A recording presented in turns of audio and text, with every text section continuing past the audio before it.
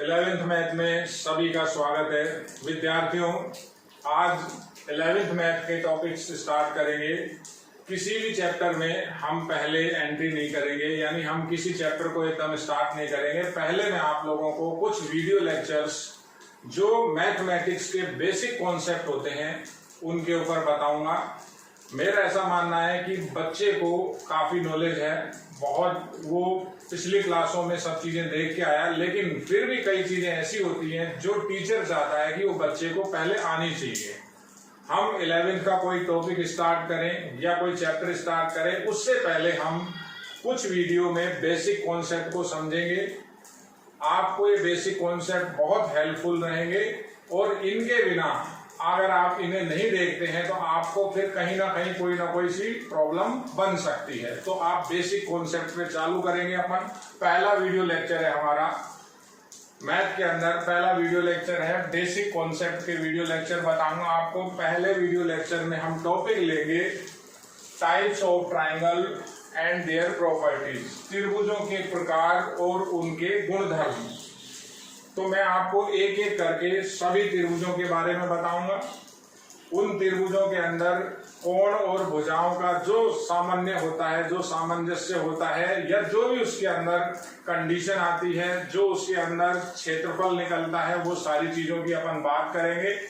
तो इस video lecture को आप अच्छे से देखिए, बहुत सावधानी से देखिए। पहले टाइप्स की बात करते हैं। त्रिभुजों के जितने भी प्रकार हैं हम एक एक करके डिस्कस करेंगे। नंबर 1 की बात कर रहे हैं अपन,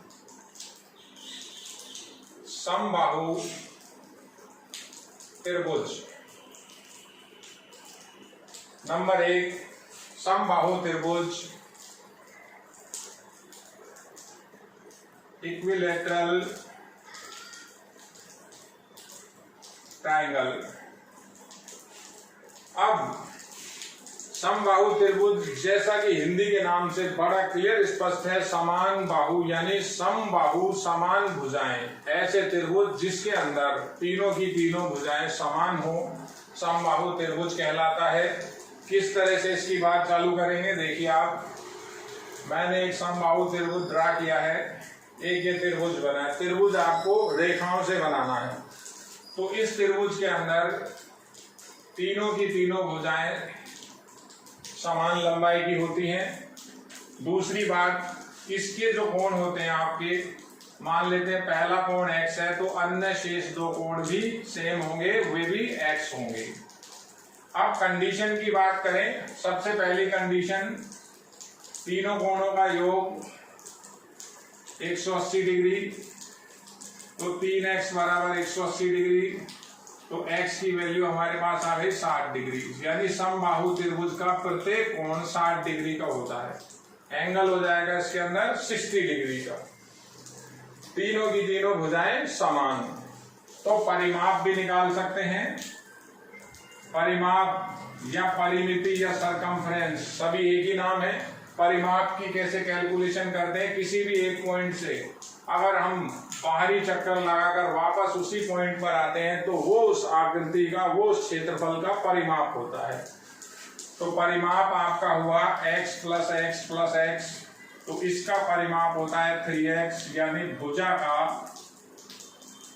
3 से गुणा करेंगे तो आपको इसका सरकमफ्रेंस c या परिमाप मिल जाएगा।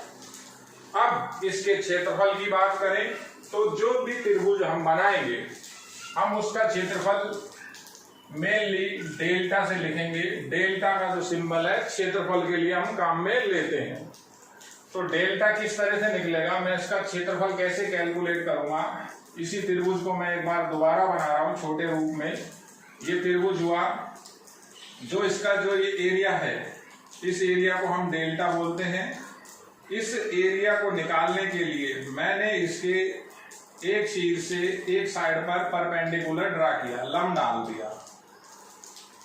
तो लंब डाला तो ये भुजा ए है, ये भुजा ये ए है। अब ये जो दोनों त्रिभुज बनेंगे, ये दोनों के दोनों त्रिभुज सर्वांगसम होंगे, तो ये लंब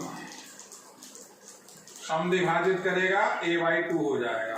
अब एरिया का सिंपल सूत्र क्या है, अगर ये ऊंचाई हमें चाहिए होती है लंबवत ऊंचाई h हो, तो हम इसका एरिया लिखते हैं 1/2 बेस यानी यहां से यहां तक की इसकी लंबाई a हुई, a इंटू हाइट h। तो अब आपको इसमें h की वैल्यू रखनी है। h की वैल्यू कैसे निकालेंगे? अगर अपन इस त्रिभुज की बात करते हैं तो पाइथागोरस लगाए तो आपको मालूम है कर्ण का स्क्वायर बराबर लंब का स्क्वायर प्लस आधार का स्क्वायर। देखिए तो इससे h स्क्वायर की वैल्यू आ जाएगी 1 माने ये 1/4 उधर जाएगा 3a स्क्वायर बाई 4। तो h की वैल्यू वर्गमूल लेते हैं, प्लस माइनस आता है, प्लस माइनस यहाँ नहीं लिखेंगे कारण ये लंबाई है, तो लंबाई कभी ऋणात्मक नहीं होती। तो h की वैल्यू आपकी बन जाएगी a√3/2। h की इस वैल्यू को अगर अपन वहां रखते हैं तो हमारे पास जो डेल्टा बनेगा वो आएगा 1/2a और a√3/2। तो समबाहु त्रिभुज का जो क्षेत्रफल हुआ वो हुआ 1/4 √3 और a इंटू a स्क्वायर, यानी डेल्टा की वैल्यू आई √3/4 और साइड का भुजा का स्क्वायर। ये जो भी आपको क्षेत्रफल लिखना है यहाँ पर इसकी यूनिट लिखेंगे। यूनिट है आपकी वर्ग इकाई, यानी जो भी हो metre square, kilometre, metre square, जैसा भी आपका एरिया बनेगा तो उसमें स्क्वायर लगाना है। ये इसके एरिया की बात हो गई। ये इसकी दो कंडीशन, प्रत्येक कोण 60 डिग्री का, परिमाप 3x हो गया। मैंने आपको इसकी सारी बातें ये बताई। ये पहला है समबाहु त्रिभुज। एक एक करके आपको सारे त्रिभुजों को देखना है। नंबर 2 दूसरे त्रिभुज की बात करते हैं। नंबर 2 दूसरे त्रिभुज का नाम है हमारा समद्विबाहु त्रिभुज। समद्विबाहु त्रिभुज के अंदर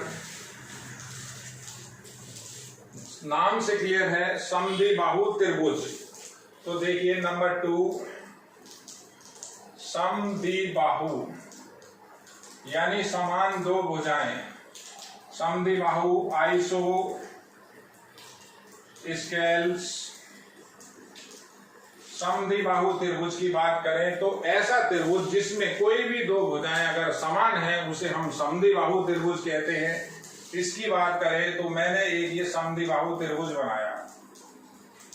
आप कोई सी भी दो भुजाएं समान रखिए। मान लेते हैं इस भुजा को मैंने अल्फा ले लिया, वो तो ये भी भुजा आपकी अल्फा होगी या ये अल्फा होगी। इस भुजा को मैं यहां से यहां तक की भुजा को बीटा मान रहा हूं। आपको अगर दो भुजाएं दे रहा है तो इसका क्षेत्रफल किस तरह से निकलेगा, इसके अंदर क्या कंडीशन होगी वो समझिए। समद्विबाहु त्रिभुज के अंदर कोई भी दो भुजाएं समान, जो भुजाएं समान तो उनके जो सामने वाले कोण होते हैं, संगत कोण होते हैं, वो भी बराबर। इसके सामने ये कोण, इसके सामने संगत कोण, ये दोनों के दोनों कोण बराबर। मान लेते हैं ये कोण थीटा है तो ये भी कोण थीटा होगा। अब ये बचा हुआ कोण अगर x हमें ज्ञात करना हो तो ये भी निकल जाएगा। पहले कंडीशन आई थीटा प्लस x 180 डिग्री। तो अगर आपको थीटा मालूम है तो x आ जाएगा, x की वैल्यू आ जाएगी 180 माइनस 2 थीटा। एक कंडीशन, पहली बात। अब इसकी बात करते हैं हम इसका क्षेत्रफल। तो क्षेत्रफल में आपको ये दोनों भुजाएं मिलेंगी।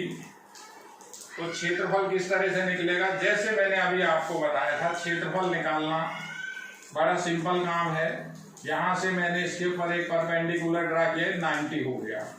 किसी भी एक त्रिभुज को लें, किसी भी त्रिभुज को लें, हम कोई सा भी एक त्रिभुज ले लें अगर हम, तो मान लेते हैं मैंने ये वाला त्रिभुज लिया, ये अल्फा हो गया, ये बीटा/2 हो गया और ये हो गया आपका h।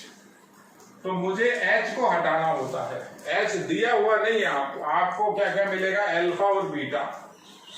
तो अभी क्षेत्रफल का सामान्य सूत्र लिखें तो डेल्टा की वैल्यू आई 1/2 आधार यहां से यहां तक का, इसका बेस बीटा और हाइट h। हाइट कौन सी हाइट, परपेंडिकुलर हाइट, लंबवत ऊंचाई। तो डेल्टा की वैल्यू कैसे निकालेंगे, 1/2 बीटा आपको मिलेगा। अब यहां मुझे h की वैल्यू रखनी है तो h की वैल्यू के लिए अपन क्या कर रहे हैं, देखिए आप, फिर इसी त्रिभुज के अंदर हम बात करें तो अल्फा स्क्वायर की वैल्यू बराबर हो जाएगी h square plus beta square upon 4 Pythagoras. तो h स्क्वायर की वैल्यू मिलेगी आपको alpha square minus beta square by 4। h की वैल्यू आ जाएगी, पहले तो ये आ जाएगा, क्या हो जाएगा आपका 4 alpha square minus beta square by 4। और जब आप इसका वर्गमूल लेंगे पॉजिटिव हो जाएगा। आगे ये अंडर रूट 4 है तो इस तरह से लिखा जा सकता है 4 alpha square minus beta square by 2। ये h की वैल्यू जो आपकी बनी है, इस h की वैल्यू को अगर हम वहां रखते हैं तो जो इसका एरिया आएगा डेल्टा वो आ जाएगा हाफ बीटा। इस वैल्यू को भी वहां रखें अगर दोबारा तो half beta and under root 4 alpha square minus beta square upon 2। तो मेरे पास इसका क्षेत्रफल बना 1/4 beta under root 4 alpha square minus beta square. अब समझने वाली बात क्या है, समझने वाली बात इसके अंदर ये है कि जो अल्फा था, अल्फा की जो वैल्यू थी, अल्फा जो है दोनों समान भुजाएं हैं, दो समान भुजाएं, और जो बीटा था इसके अंदर ये तीसरी भुजा थी, ये तीसरी भुजा। तो सूत्रों को आपको ऐसे याद नहीं करना, किसी बुक में यहाँ ए बी लिखा हुआ है, किसी के अंदर पी क्यू लिखा हुआ है, तो आपको इन चीजों को समझना है। ये जो एरिया आएगा ये भी आपका वर्ग इकाई होगा। ये त्रिभुज है आपका समद्विबाहु, दो बाहु दो भुजाएं आपस में समान, तो उनके सामने वाले कोण, उनके सम्मुख कोण भी समान होते हैं। ये इसको देखिए आप, समद्विबाहु के बाद हम बात करते हैं, हमारा जो तीसरा त्रिभुज है वो है आपका समकोण त्रिभुज, राइट एंगल ट्राइंगल। अब राइट एंगल ट्राइंगल के अंदर क्या कंडीशन बनेगी अपनी, राइट एंगल ट्राइंगल, देखिए समकोण त्रिभुज नंबर 3 में आ जाएंगे, समकोण राइट एंगल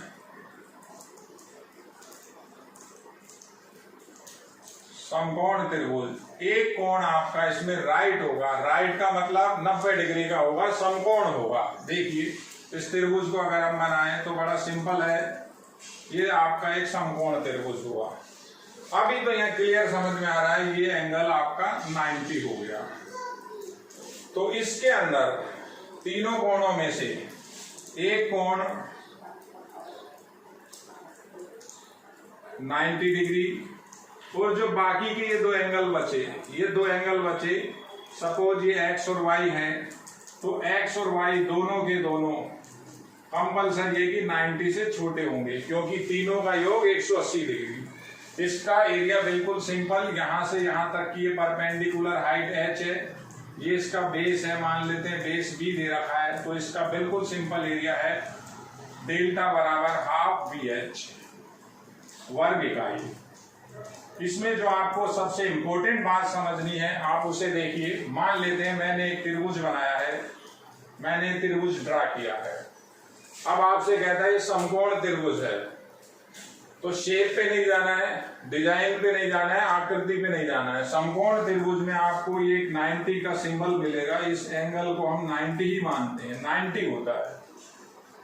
तो ये याद रखना है 90 के जो सामने वाली भुजा होती है, जिसको अपोजिट भुजा बोलते हैं, बिल्कुल सामने, उसको हम बोलते हैं हाइपोटेनियस यानी कर्ण। सामने वाली भुजा हमेशा कर्ण होगी 90 के। अब दो कोण इसके अंदर बच गए, ये कोण मान लेते हैं मेरे पास x है और ये कोण मेरे पास y है। अब हम बच्चे से पूछते हैं कि बेटा इसके अंदर आधार कौन सा है, परपेंडिकुलर डिस्टेंस कौन सी है और बेस कौन सा है, लंब और आधार कौन सा है। लंब यानी परपेंडिकुलर डिस्टेंस, आधार यानी बेस। तो बच्चा कहता है कि सर ये भी आधार है, ये भी आधार है। ऐसा नहीं है, कंडीशन पे डिपेंड करता है आप किस कोण को निकाल रहे हैं। मान लेते हैं ये अल्फा है, ये भुजा बीटा है और ये भुजा गामा है। तीनों की तीनों भुजा लिखी मैंने, अल्फा बीटा और गामा।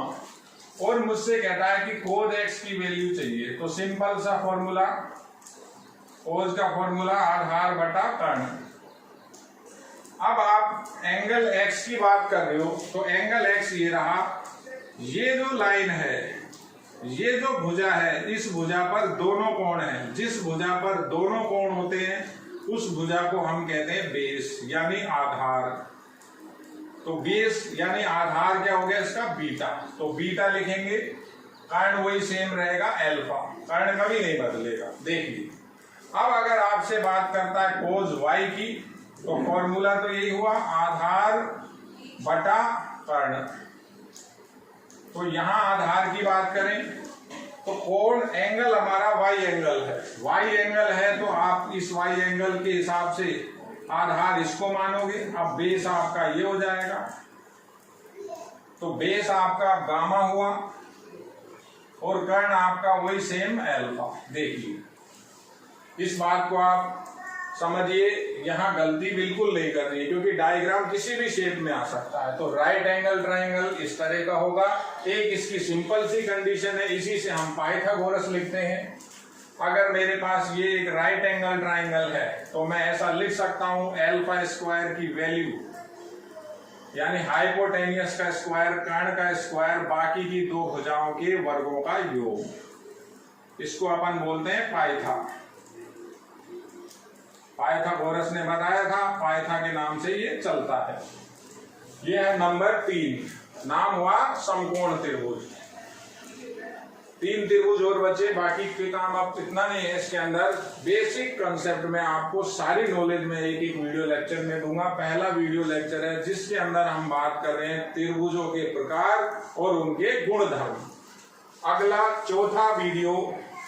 चौथे टाइप्स के अंदर जो चौथा प्रकार है, इसका चौथा भाग, त्रिभुजों का चौथा टाइप्स नंबर 4 लिख रहा हूं मैं, विषम बाहु। विषम का मतलब होता है वैसे तो अलग अलग, विषम का मतलब यहाँ सम विषम से नहीं है, इवन ओड से नहीं है। विषम को हम हिंदी में मानते हैं जो बिल्कुल अलग हो, उस चीज को हम कहते हैं विषम। विषम बाहु यानी हेट्रोजेनियस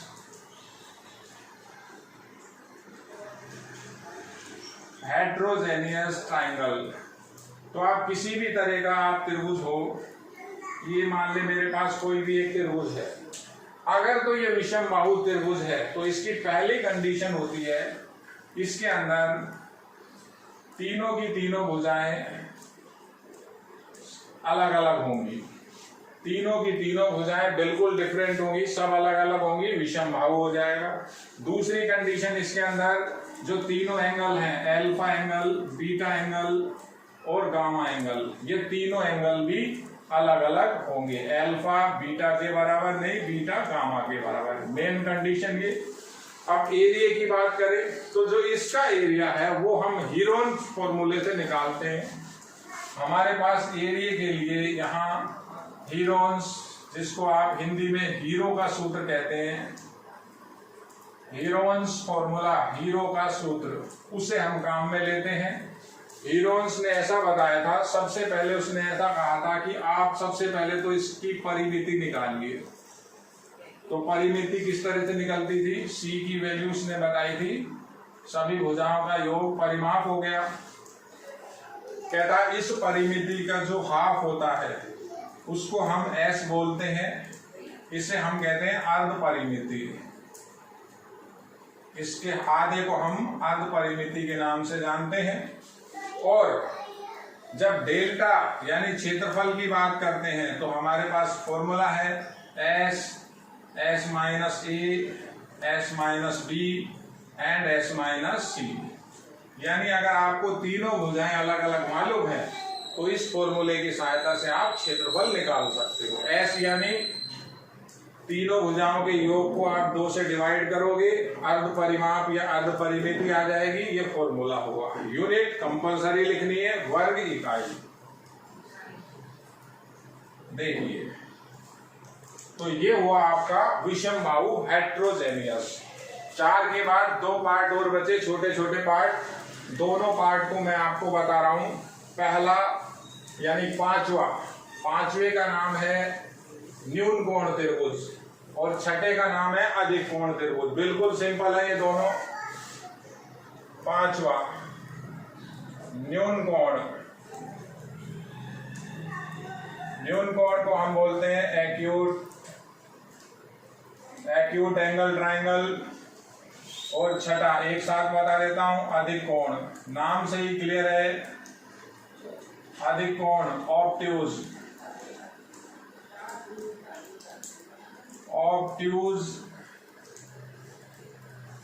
अधिक कोण त्रिभुज। तो न्यून कोण त्रिभुज का मतलब ऐसा होता है, कोई भी ऐसा त्रिभुज, जैसे मान ले मैंने ये एक ट्राइंगल बनाया है, इस ट्राइंगल के अंदर जो थीटा की वैल्यू हो, जो भी एंगल हो, यानी angle must be less than 90। जो कोण होगा वो 90 डिग्री से कम होना चाहिए। कितने भी कोण हो, मान लेते हैं कोण इसके 3 कोण है, θ1, θ2 और θ3। तो तीनों के तीनों कोण, पहला, दूसरा और तीसरा, तीनों के तीनों कोण 90 से अगर छोटे हैं, 90 डिग्री से अगर कम हैं, तो हम उसको न्यून कोण त्रिभुज बोलते हैं। अधिक कोण त्रिभुज की बात करें तो जैसे मैंने ये एक ट्रायंगल बनाया, देखिए आप, अधिक कोण त्रिभुज है ये। इसके अंदर कम से कम एक कोण, जैसे ये थीटा है तो थीटा की वैल्यू ग्रेटर देन 90 होगी। अब आप खुद इतनी बातों को समझते हैं, बाकी का एंगल अगर x और y हो, तीनों कोण हो गए, तो ये तो 90 से बड़ा हो गया। अब बचे हुए दोनों, टोटल योग इनका होता है 180। तो जो x एंड y बचे वो लेस देन हो जाएंगे 90। ये देखिए, तो आप ये सभी त्रिभुजों के गुणधर्म को देखिए। त्रिभुजों के एरिया आपको मालूम होने चाहिए। त्रिभुजों के अंदर हाइपोटेनियस, परपेंडिकुलर और बेस की आपको पूरी नॉलेज होनी चाहिए। छोटा सा ये वीडियो लेक्चर था जो स्टार्टिंग ही की है हमने, तो आज के लिए इतना ही। पहला वीडियो लेक्चर है ये आपका, त्रिभुजों के प्रकार व उनके गुणधर्म। धन्यवाद।